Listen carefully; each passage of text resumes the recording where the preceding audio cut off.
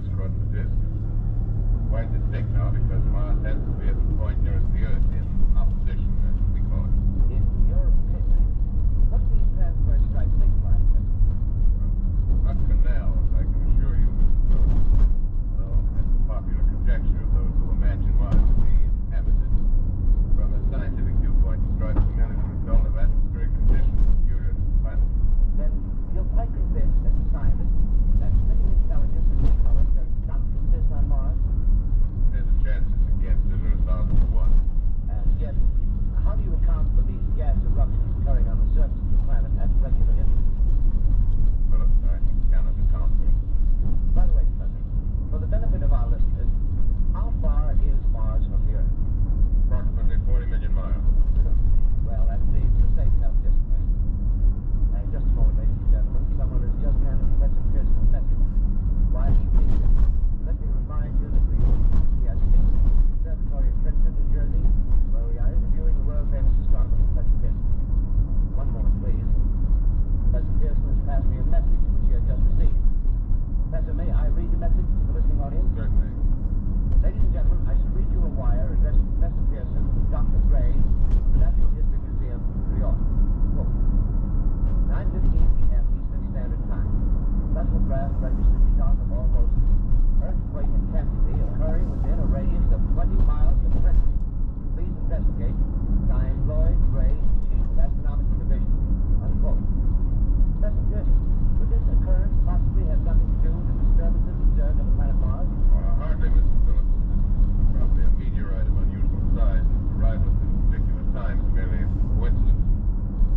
However, we should conduct a search as soon as daylight permits. Thank you, Professor. Ladies and gentlemen, for the past 10 minutes, we've been speaking to you from the Observatory of Princeton, bringing you a special interview with Professor Pearson, noted astronomer. This is Carl Phillips speaking. We are returning you now to our New York studio.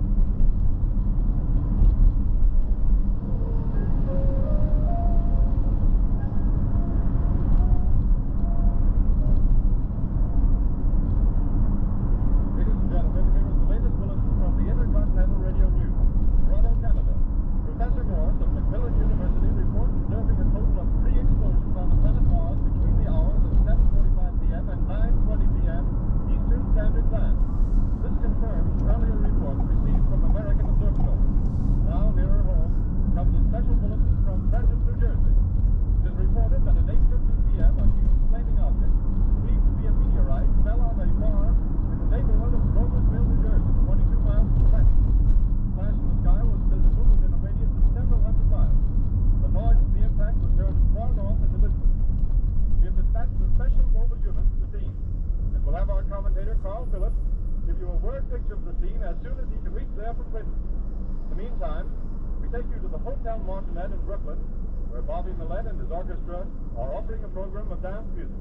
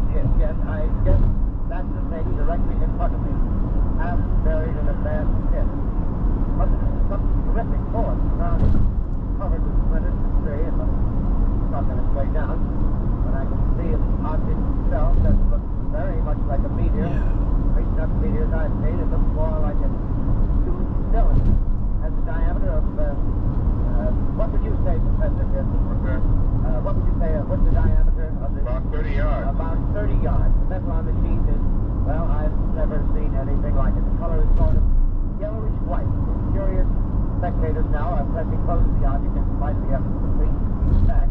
Getting in front of my line of vision. Would you mind standing one side, please? Now, let's push the crowd back.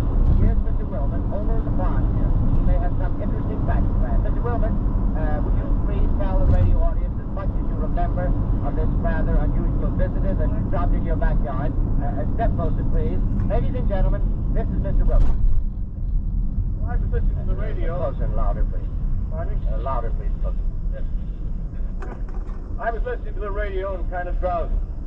That professor fellow was talking about Mars. Well, I was half dozing. Yes, Mr. Willman, and then what happened? Well, as I was saying, I was listening to the radio, kind of halfway. Yes, Mr. Willman, and then you saw something. Not first off. I heard something. And what did you hear? A hissing sound like this. Kind of like 4th of July rocket. Yes, then what? I turned my head out the window and would have sworn I was asleep and dreaming. Yes? Seen a kind of greenish streak and then zingo. Something smacked the ground. Knocked me clear out of my chair. Well, were you frightened, Mr. Willman? Well, I ain't quite sure. I reckon I was kind of riled. Well, thank you, Mr. Willman. Thank you very much. Yeah, you want me to No, talk that's to quite my- all right. That's plenty. Ladies and gentlemen, you've just heard Mr. Willman, owner of the farm where this thing has fallen. I wish I could convey the atmosphere, the background of this fantastic scene. Hundreds of cars are parked in a field in back of us, and the police are trying to rope off the roadway leading into the farm, but it's no use. They're breaking right through.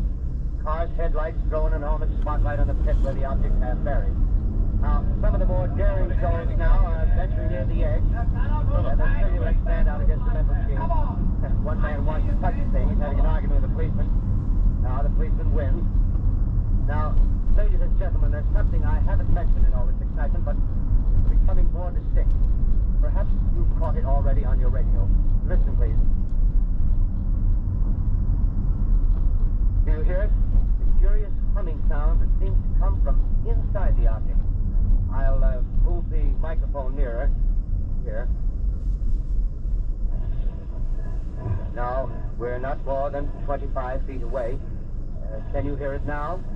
Professor Pearson. Yes, Mr. Brooks. Can you tell us the meaning of that scraping noise inside the thing? Possibly the unequal cooling of its surface. I say, do you still think it's a meteor, Professor? Possibly. The metal casing is definitely extraterrestrial. Not found on this Earth. Friction with the Earth's atmosphere usually tears holes in a meteorite. This thing is smooth and you can see its cylindrical Just a minute. shape. Nothing's happening. Ladies and gentlemen, this is terrific. This end of the thing is beginning to flake off. The top is beginning to rotate like a screw, and the thing must be hollow. Keep those steps back! Keep those figures back!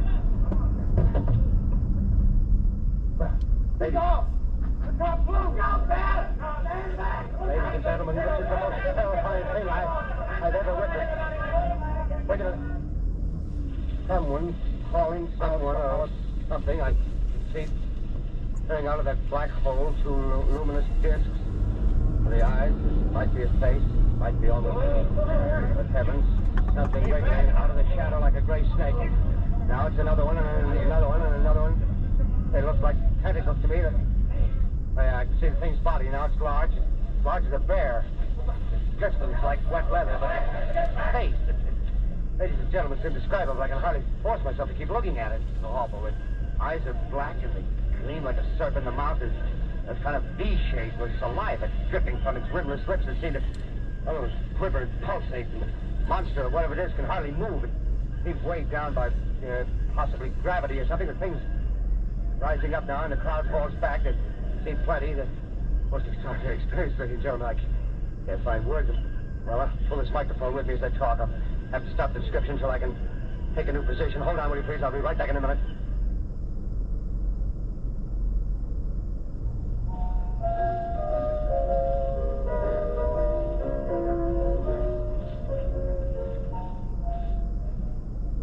We are bringing you an eyewitness account of what's happening on the Wilmouth Farm, Grover's Mill, New Jersey.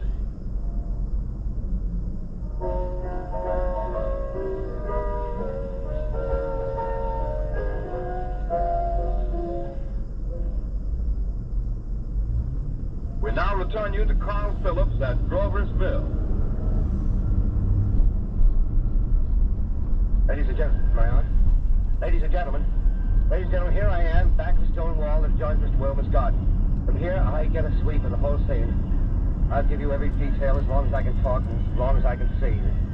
More state police have arrived. They're drawing up a cordon in front of the pit. About 30 of them. No need to push the crowd back now. They're willing to keep their distance. The captain's conferring with someone. Can't quite see who. Yes, I believe it's Professor Pearson. Yes, it is. Now they've parted, and the professor moves around one side, studying the object, while the captain and 2 policemen advance with something in their hands. I can see it now. It's a white handkerchief tied to a pole. Flag of truce. Those preachers know what that means, what anything means. Wait a minute, something's happening. A humped shape is rising out of the pit. I can make out a small beam of light against a mirror. What's that? There's a jet of flame springing from the mirror and it leaps right at the advancing men. It strikes them head on. Oh, Lord, they're turning into flames. Now the whole field's falling by the woods and fires. There's gas spinning everywhere. Coming this way now, about 20 yards to my right.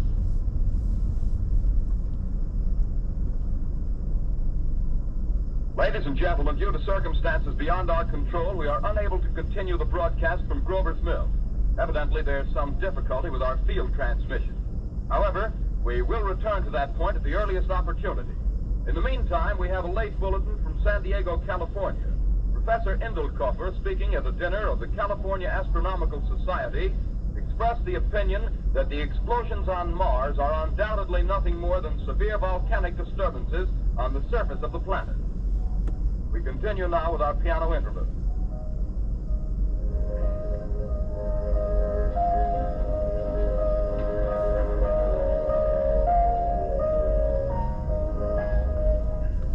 Ladies and gentlemen, I've just been handed a message that came in from Grover's Mill by telephone. Just one moment, please. At least 40 people, including 6 state troopers, lie dead in a field east of the village of Grover's Mill. Their bodies burned and distorted beyond all possible recognition. The next voice you hear will be that of Brigadier General Montgomery Smith, commander of the state militia at Trenton, New Jersey. I have been requested by the governor of New Jersey to place the counties of Mercer and Middlesex as far west as Princeton and east to Jamesburg under martial law. No one will be permitted to enter this area except by special pass issued by state or military authorities. 4 companies of state militia are proceeding from Trenton to Grover's Mill and will aid in the evacuation of homes within the range of military operations.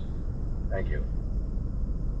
You have just been listening to General Montgomery Smith, commanding the state militia at Trenton. In the meantime, further details of the catastrophe at Grover's Mill are coming in. The strange creatures, after unleashing their deadly assault, crawled back in their pit and made no attempt to prevent the efforts of the firemen to recover the bodies and extinguish the fire. The combined fire departments of Mercer County are fighting the flames which menace the entire countryside. We have been unable to establish any contact with our mobile unit at Grover's Mill, but we hope to be able to return you there at the earliest possible moment. In the meantime, we take you to... Just one moment, please. Ladies and gentlemen, I have just been informed that we have finally established communication with an eyewitness of the tragedy. Professor Pearson has been located at a farmhouse near Grover's Mill, where he has established an emergency observation post. As a scientist, he will give you his explanation of the calamity. The next voice you hear will be that of Professor Pearson, brought to you by direct wire. Professor Pearson. Of the creatures in the rocket cylinder at Grover's Mill, I can give you no authoritative information, either as to their nature, their origin, or their purposes here on Earth. Of their destructive instrument, I might venture some conjectural explanation. For want of a better term, I shall refer to the mysterious weapon as a heat ray. All too evident, these creatures have scientific knowledge far in advance of our own. It's my guess that in some way they are able to generate an intense heat in a chamber practically absolute non-conductivity. This intense heat they project in a parallel beam against any object they choose by means of a polished parabolic mirror of unknown composition. Much as the mirror of a lighthouse projects a beam of light.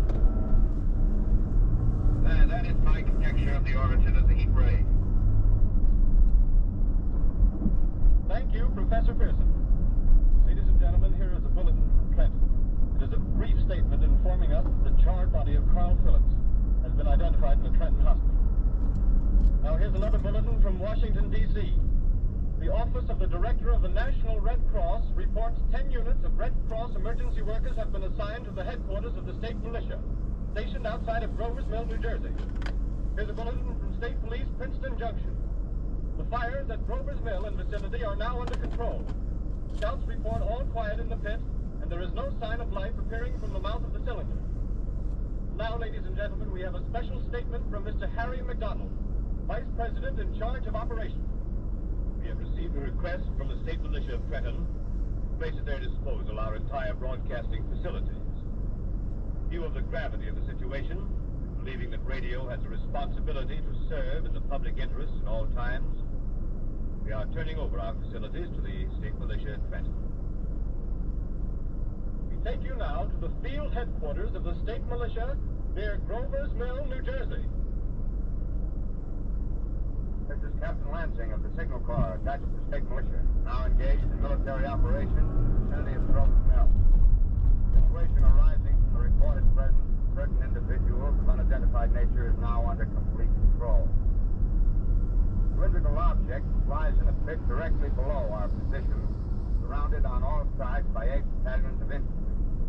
Without heavy field pieces, but adequately armed with rifles and machine guns.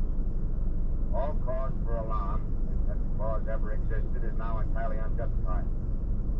Things, whatever they are, do not even venture to poke their heads above the pit. See their hiding place plainly in the glare of the searchlights here.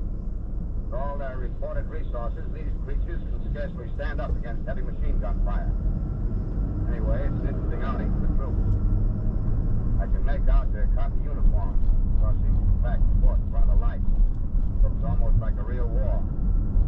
There appears to be some slight smoke in the woods bordering the Millstone River. Probably fire started by campers. Well, you ought to see some action soon. One of the companies is deploying on the left flank. A quick thrust and it'll all be over. Now, wait a minute, I see something on top of the cylinder. No, it's nothing but a shadow.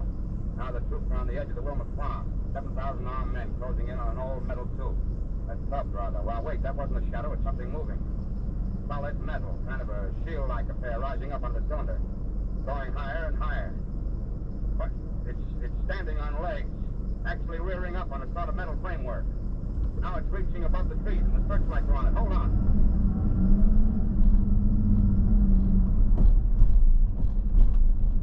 Ladies and gentlemen, I have a grave announcement to make. Incredible as it may seem, both the observations of science and the evidence of our eyes lead to the inescapable assumption that those strange beings who landed in the Jersey farmlands tonight are the vanguard of an invading army from the planet Mars. The battle which took place tonight at Grover's Mills has ended in one of the most startling defeats ever suffered by an army in modern times.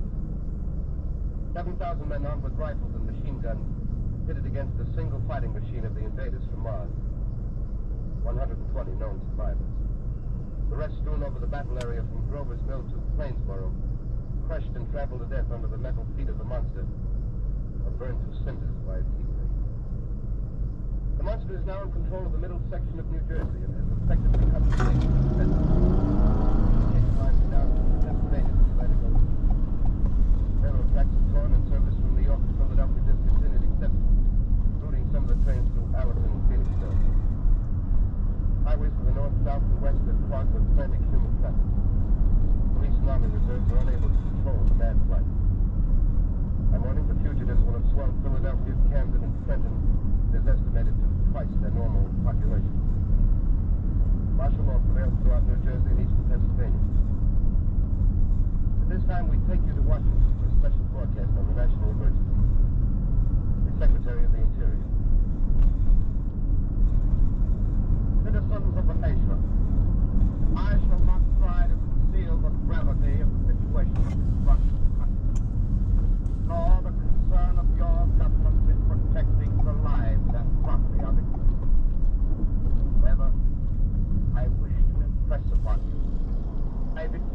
and public officials. All of you, the urgent need of calm and resourceful action. Fortunately, this formidable enemy is still confined to a comparatively small area, and we may place our faith in the military forces to keep them there. In the meantime, placing our faith in God, we must continue the performance of our duties, each and every one of us, so that we may confront this destructive adversary with a nation united, courageous, and consecrated to the preservation of human supremacy on this earth. I thank you. You have just heard the Secretary of the Interior speaking from Washington.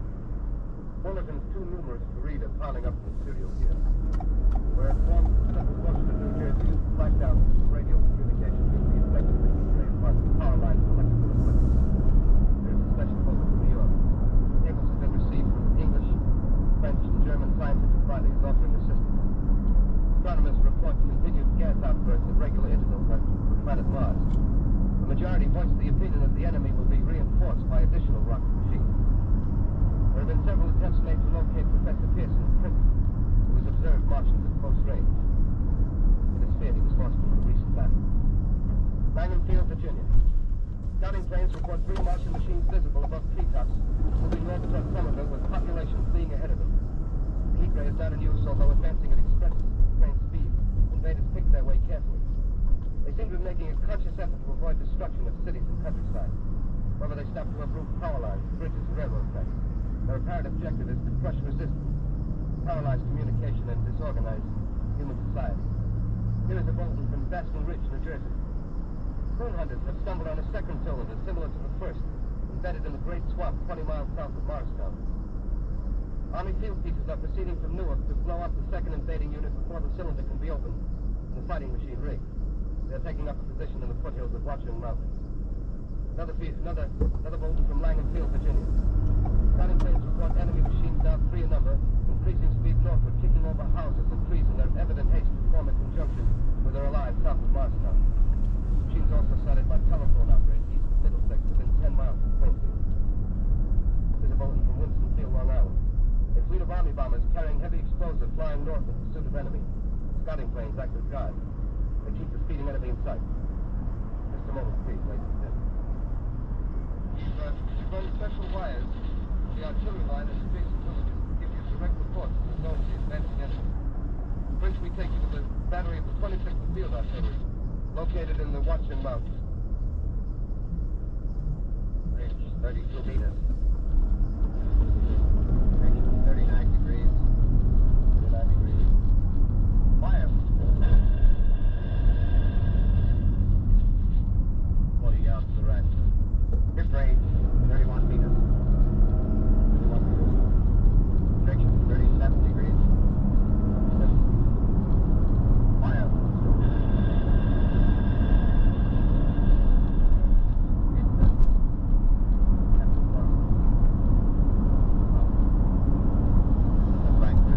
Get range. Get 30 meters.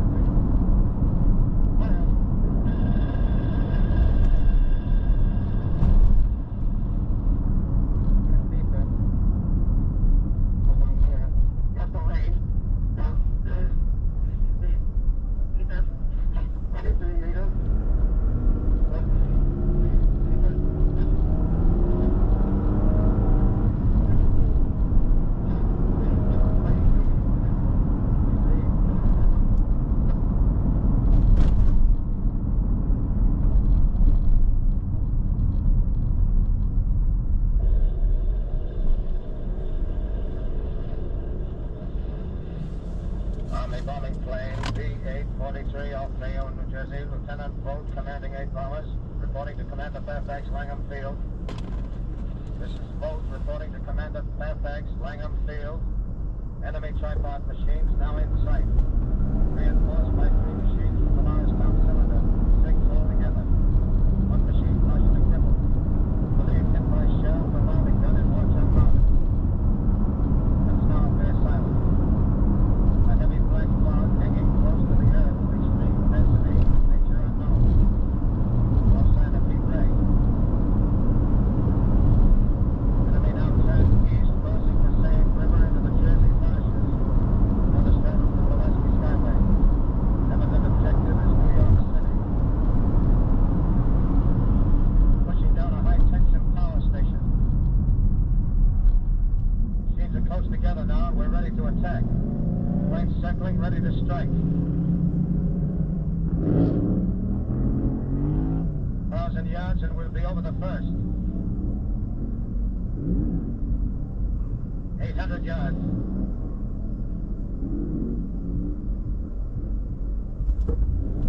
600.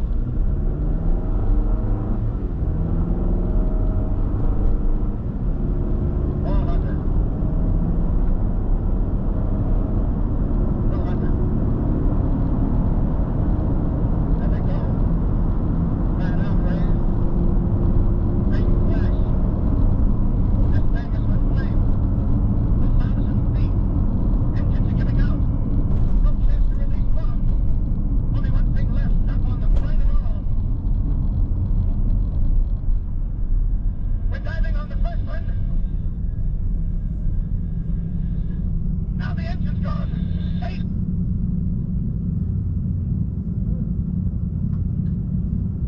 Bayonne, New Jersey, calling Langham Field. Bayonne, New Jersey, calling Langham Field. Come in, please. Langham Field. Go ahead. 8 Army bombers in engagement with enemy tripod machines over Jersey Flats. Engines incapacitated by heat rays. All crashed. 1 enemy machine destroyed. Enemy now discharging heavy black smoke in direction of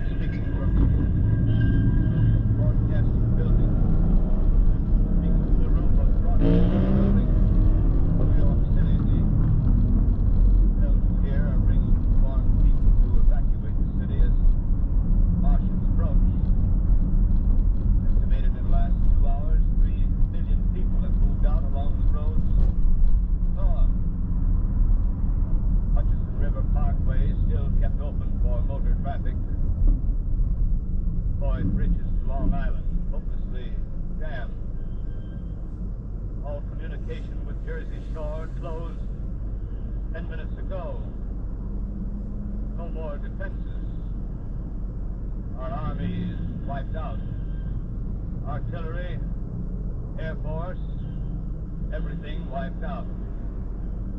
This may be the last broadcast. We'll stay here to the end. People are holding service here below us, the cathedral. Now I look down the harbor, all manner of boats, overloaded with fleeing population, pulling out from docks. Streets are all jammed. Noise and crowds like New Year's Eve in city. Wait a minute, the The enemy is now in sight above the Palisades. Five great machines. First one is crossing the river. I can see it here, wading the Hudson like a man wading through a brook. A bullet in his hand at me. Martian cylinders are falling all over the country. One outside of Buffalo, one in Chicago, St. Louis. Seem to be tied in space. Now the first machine reaches the shore. He stands watching, looking over the city. Steel cowlish head is even with the skyscrapers. He waits for the others.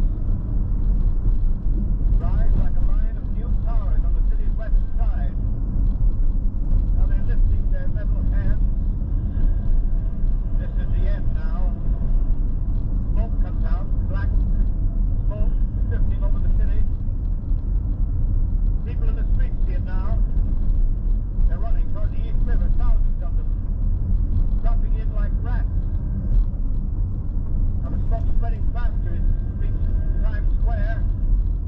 People are trying to run away from it, but it's no use. They're falling like flies.